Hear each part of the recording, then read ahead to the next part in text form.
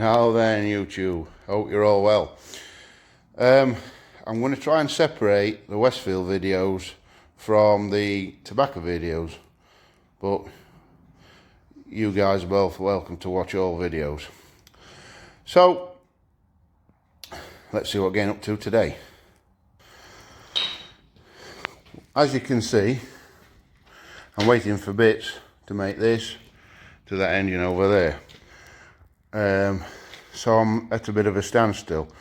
Now, this bonnet was painted in 2018, and obviously we've had some problems with moisture in the paint, and it's micro blistered as well as being deformed, which I believe is a common problem with these bonnets.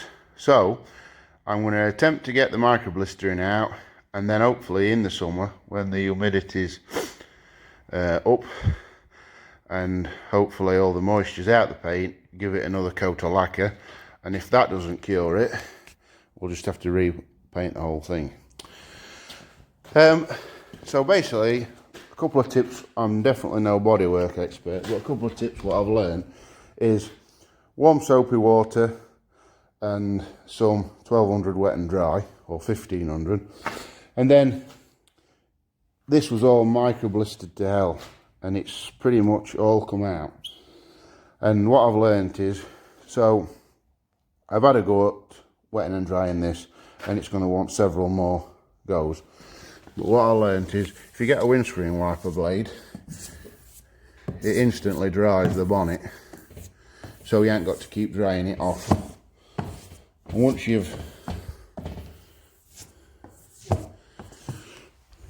once you've dried it off like that, you can inspect it, and you can see here, look, that's dust in the paint. We can flat all that out. As you see, it started to flat out. This paintwork's never been flatted yet. I was going to flat it for the easiest when it was all built up, so it, the polywork was solid. But because I'm wanting to fit the nose cone, I'm wanting to straighten out the bonnet, and I thought, why I'm doing, I may as well get rid of this micro blistering and see if it comes back. Stay tuned, I'll keep you posted with this bonnet. In fact, we'll have a look now. So, as you can see, we've got that bit of dust probably won't come out, but these definitely will. We'll give it a quick flat. Like I say, I think it wants doing on the car. Well, this will just show you. Everybody's a bit nervous about wet flatting, providing you stay away from the corners and don't go daft. You're pretty safe. So let's have a look. So, apart from them two, which I said, they're quite deep, the others, this one has come out. But when it's polished, you'll not see them. But there's bits all over it, look, like here, there, here. We'll get 99% of it out, so it's tidy, and then we'll see what. It's no good putting too much work into this in case the micro blistering comes back. If it doesn't come back, I'll put some serious time into wet flatting it, and then maybe lacquering it again if it needs it. I'm just trying to show you this. That's the micro blister in there, look.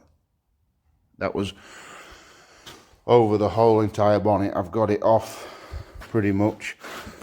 Again, this is dust. This will all come out. These easily enough. I'll get it all flattered to where I want it. I'll show you guys what it looks like, and then we'll do some machine polishing to get the shine back. I said I'd show you about machine polishing, so here we go. Not that I'm any expert. I've just done that once, sides aren't touched. Again, we're not going for a mega perfect job, because I've got a sneaky suspicion that the micro blistering will come back. So the main thing with this, I find, is if you don't watch G3, is what you want to use. first. It goes everywhere and it's a right mess. So what I do is put a few dobs on the buffing wheel. You can get proper G3 buffing wheels, they're worth it. And then I just normally spread it about a bit like that, because otherwise when you fire the machine up, it just everywhere. So same as when you're wet flatting, keep away from the edges, even if it means finishing them off by hand afterwards. It's definitely worth it.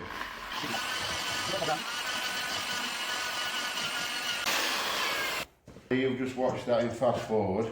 I can see already it's going to want some more, but it's better to do it in stages. If you try and polish it all in one and you go through it lacquer, you'd wish you'd done it a bit at a time. So this is all excess polish on here.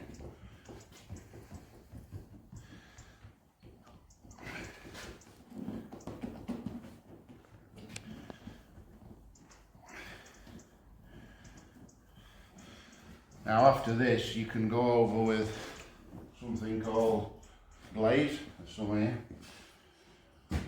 which you need another mop head for. The Velcro, so you only buy the screw-on piece to the buffer and you just buy Velcro pads. This glaze gives it a much deeper shine. But I think that's once more, and that's going to be good enough for what we're doing. Like I say, I don't want to put too much time in it because I think that the blistering might come back. So I'll do the whole bonnet and we'll see what it looks like, and then I've never done this either before. Apparently if you heat gun the bonnets and slowly mould them into line, that should work. We'll do that on video and see if it does. And then I'm going to put some stays in it, because while the engine's not on, I could fasten some stays on the inside to hold its shape, to make it easier for aligning the nose, cone and the scuttle. Right, well we've G3'd it, it's not perfect, and we're going to run over it with some glaze. I've roughly wiped off all G3, there's no point going to town because it's going to get mucky again. Now if you notice, this G3 mop's a lot more forgiving mop. You can mop faster to get a good shine, and the compound's not as aggressive.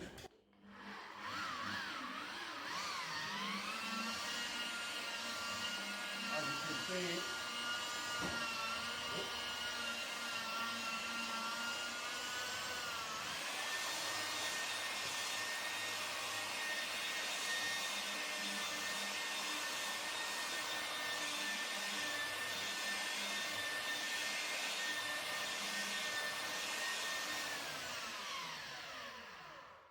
I'll do all this and I'll get back to you.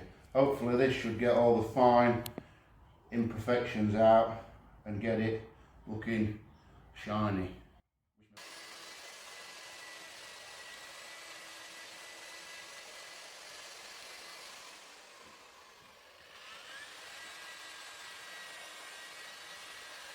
Yep. So there we have it. As you can see, it's a shame I didn't get a photo of it before. It was physically bobbly from micro blistering all over. Now as I said, it's not perfect. It wants a bit more buffing here by hand, but it'll serve the purpose. We'll see if that micro blistering is going to come back. And we're going to have a look at reforming this bonnet so we can get it trial fitted. Wish me luck. Well, what we've done is we've put this stay in, we've drilled 2 holes in the locating lug, you want to show me? We've drilled 2 holes in the locating lugs and put a piece of timber across, and that's brought the back end in line. Now we're just heat running the front whilst pulling it to get that back in line. The only reason why I know that this works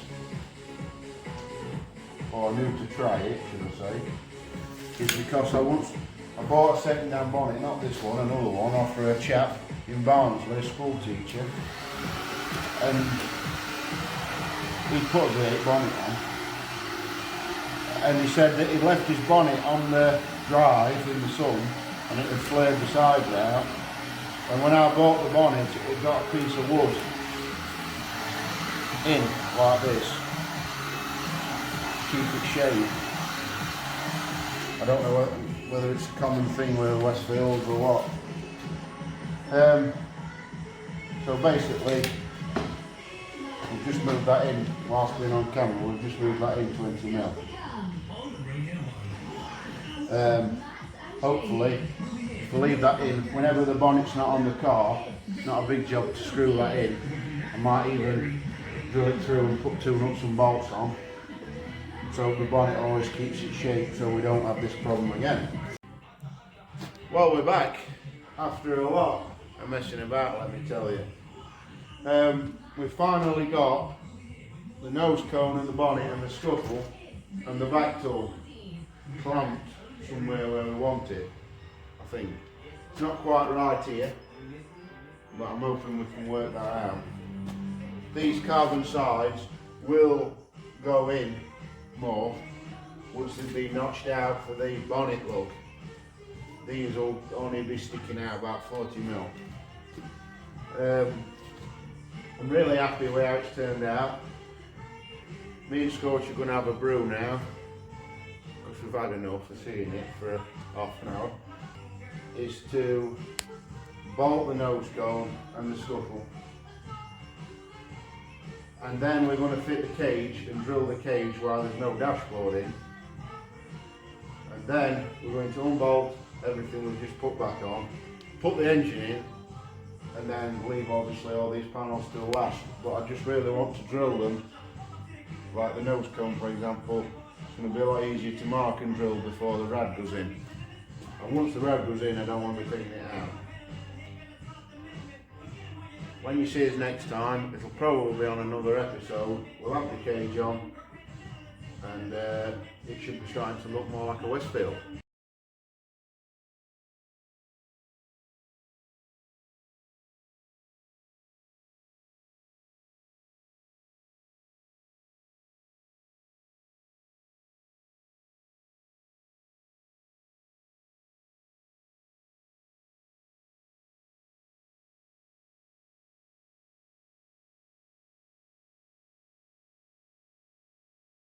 See you later, guys.